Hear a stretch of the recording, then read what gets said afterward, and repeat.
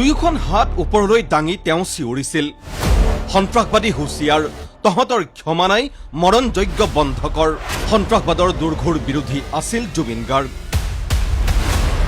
2004 চনৰ 15 আগষ্টত ধেমাজিত আলফাৰ নাৰকীয় হত্যাযজ্ঞৰ বিৰোধিতাৰে বিদ্ৰোহী হৈ উঠিছিল জুবিন গাৰ্গ। ঠিক একেদৰেই 2008 চনৰ 30 অক্টোবৰৰ NDFBৰ ধাৰাবাহিক বোমা বিস্ফোৰণৰো মুক্ত কণ্ঠে বিৰোধিতা কৰিছিল সংগীতৰ ৰাজপুত্ৰ জুবিন গাৰ্গে। ধেমাজিৰ বোমা বিস্ফোৰণৰ বাবে বহু সময়ত আলফাক কটু সমালোচনা মুকলিকৈয়ে কৰিছিল শিল্পীজনে।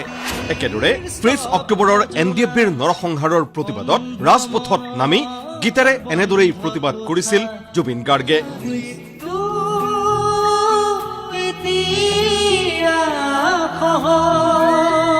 ভাৰতীয় গণনাট্য সংঘৰ এগৰাকী সদস্য হিচাপে ৰাজপথত নামি সন্ত্ৰাসবাদ বিৰোধী প্ৰতিবাদী মিছিলত অংশগ্ৰহণ কৰিছিল জুবিন গাৰ্গে, যাৰ প্ৰমাণ এইসমূহ ফটো,